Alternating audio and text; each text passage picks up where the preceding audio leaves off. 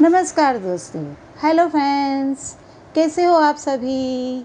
मैं आरडी दिल से मनमोहक रोचक कहानियों से लंबे समय के बाद फिर से एक छोटी सी प्यारी सी कहानी मेरे नन्हे दोस्तों के लिए लेकर आई हूँ।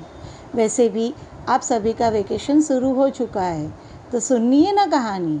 आइए बढ़ते हैं कहानी की तरफ। आज की कहानी का शीर्षक है चांद पर खरगोश, the hare on the moon. क्या हुआ?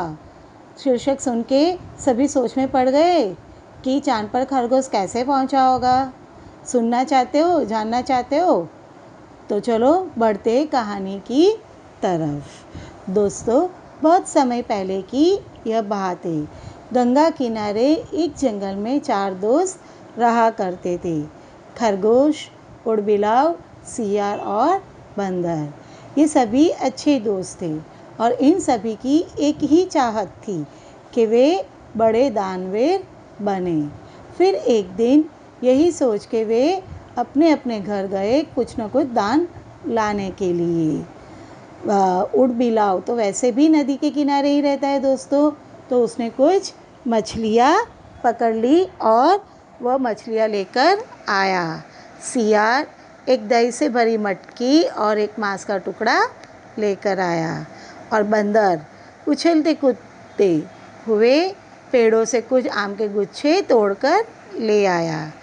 और खरगोश सोचता रहा। वो सोचने लगा कि घास देने से कोई लाभ तो होगा नहीं, तो फिर वह खाली हाथ ही लौट गया। उसे खाली हाथ लौटते हुए देख उसके तीनों मित्रों ने उनसे सवाल किया कि अरे खरगोश, तुम्हें पता है ना कि आज के दिन दान देने से महादान का लाभ मिलता है। तुम तो खाली हाथ लौटे हो, अब तुम क्या करोगे?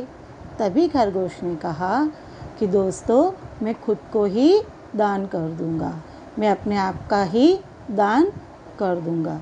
ये सुनते ही सभी मित्र, उनके तीनों मित्र एकदम ही हैरान हो गए। और जब यह बात इंद्रदेव तक पहुंची तो वे भी अचंभित हो गए और वे सीधे धरती पर आ गए। धरती पर आकर उन्होंने एक ऋषि का वेश धारण कर लिया और ऋषि के भेष में वे इन चारों मित्रों के पास गए। पहले सियार ने दही की मटकी और मांस का दान दिया, फिर उड़बिलाव ने अपनी मछलियाँ दी और बंदर ने आम के गुच्छे दिए। फिर ऋषि खरगोश के पास गए और उनसे कहा कि तुम कुछ दान नहीं दोगे?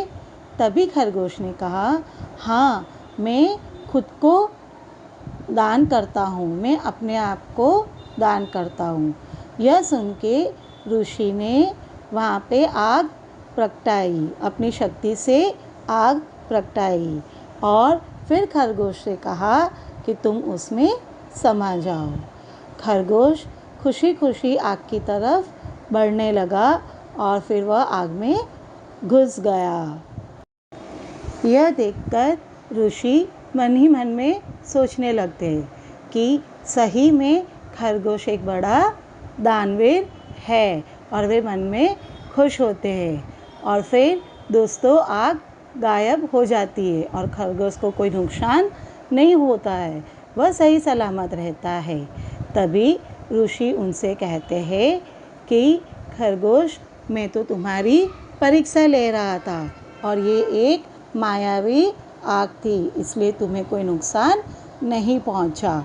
और फिर वे अपने असली रूप में यानी इंद्र के रूप में आ जाते हैं और फिर वे खरगोश को आशीर्वाद देते हुए कहते हैं कि सच में तुम बहुत ही बड़े दानी हो और तुम्हारे इस दान को दुनिया हमेशा याद रखेगी और इसलिए मैं तुम्हारे शरीर की निशानी चांद में बनाऊंगा।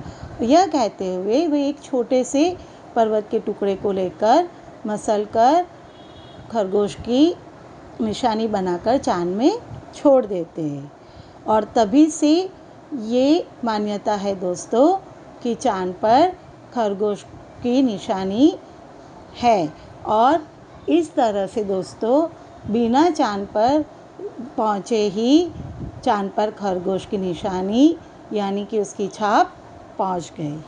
तो कैसे लगी दोस्तों आपको ये कहानी? अच्छी लगी? पर हर कहानी से हमें कोई ना कोई सीख ज़रूर मिलती है। तो इस कहानी की सीख क्या है? सोचो। चलो ठीक है, मैं ही बता देती हूँ। दोस्तों, किसी भी काम को करने के लिए हमारे मन में दृढ़ शक्ति का होना ज़रूरी है। दृढ़ शक्ति यानी एक पक्का संकल्प या निश्चय।